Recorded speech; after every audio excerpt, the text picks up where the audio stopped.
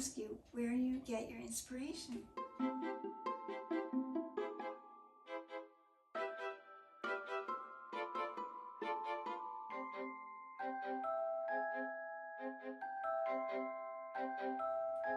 Hello, my channel animals. I just spoke to you a little while ago about some bowls from the Evelyn Street collection. If you get a chance to look at that video, it'd be great because you'll hear the story about Evelyn Street. But this is a picture from the Evelyn Street collection. There used to be many of these, but they've all sold, but this one last one. And this one has very little of the colors coming through. Not like the amount of others that we've made. But you can see them. It's very rustic looking because of that. And the handle, you see a little bit and a bit down the back there. Yeah, but it's not as much as many that we've sold before.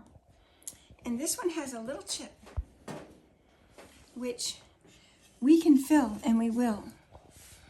Right here. We can fill that so it'll be smooth. It won't look exactly like the glaze. It'll be filled with a type of putty that lasts forever. Very hard. So it just won't, be exposed.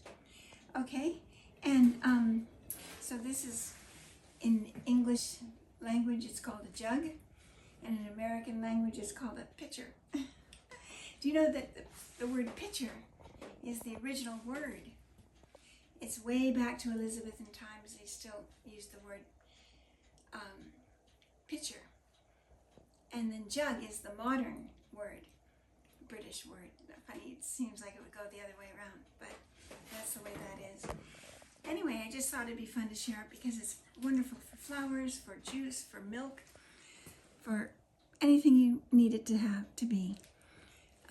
Just ready at hand. And, I was just thinking of something.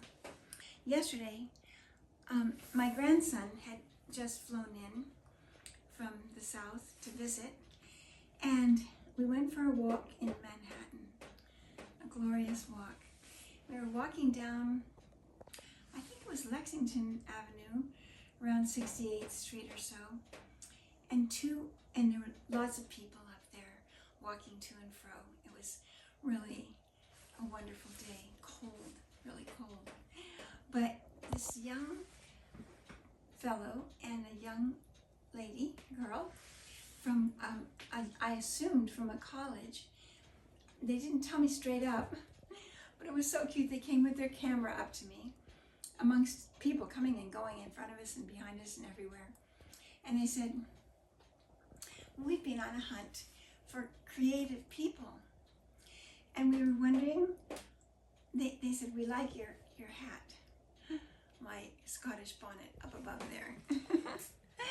And I don't even know if they saw what else I was wearing, which was basically what I have on now, and a scarf, I think. And they said, you stand out. And I thought, how could they think that? Because I'm just wearing my most common clothes. And I'm in drab colors and everything, but they said, no, we really want to ask you where you get your inspiration and what inspires you, because you definitely make an impression on us. And I thought, oh, how sweet. And they were so lovely, both of them. And I started to try to answer their question when they say, where do you get your inspiration? Kind of what influences you is what they were thinking and so forth, But I guess.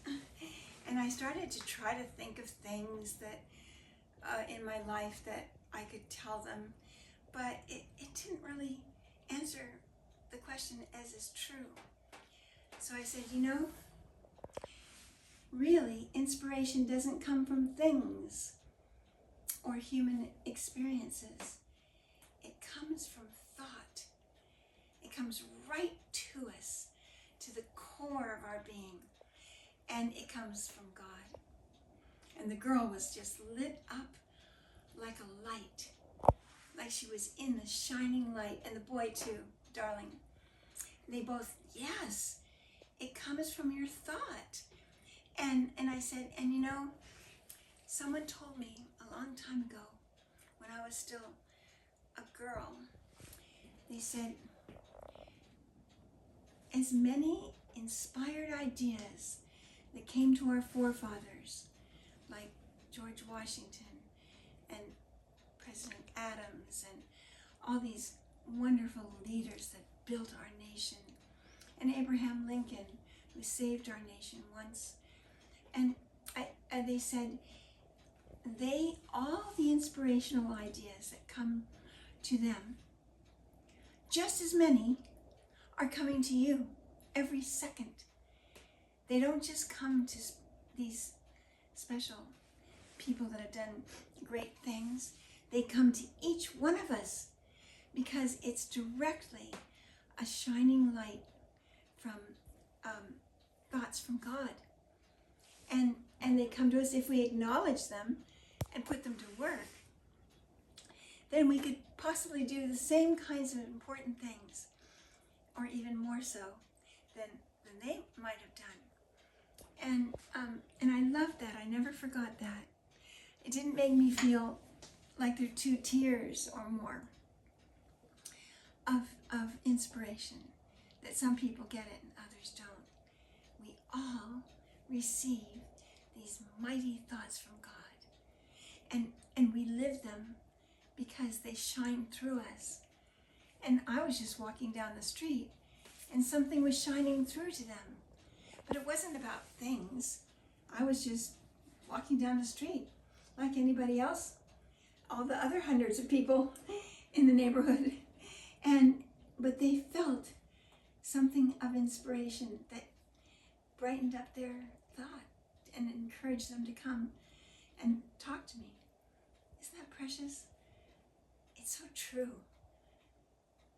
And, well, this jug and this video are just going to tell you that this experiment that we did with glaze, which is a very difficult thing to do, was the beginning of building a whole collection.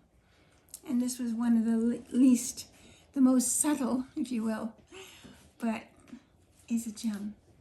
And it's the last one.